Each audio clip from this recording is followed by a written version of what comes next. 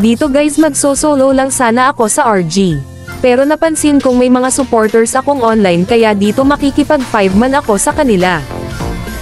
Yeah, boy.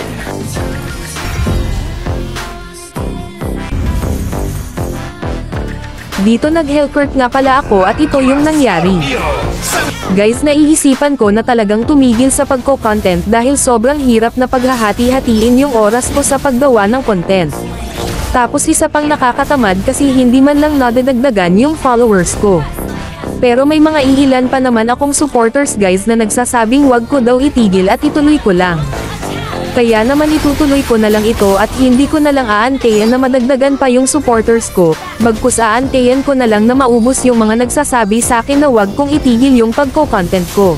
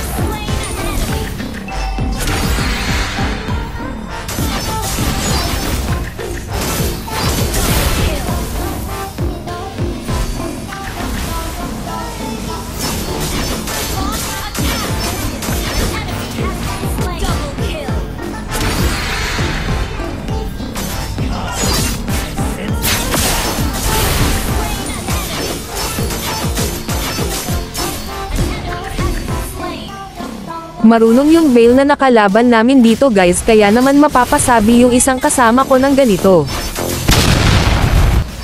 Kaya naman tinipihan ko siya ng ganito. Sorry.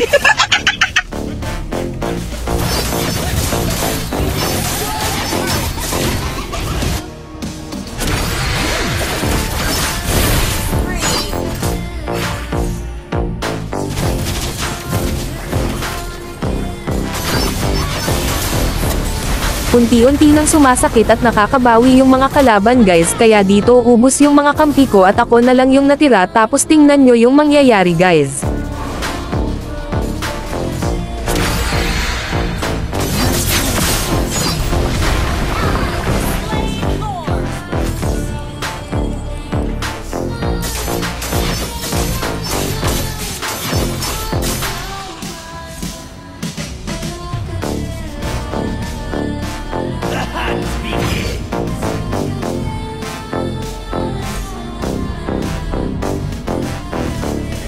Yeah, boy.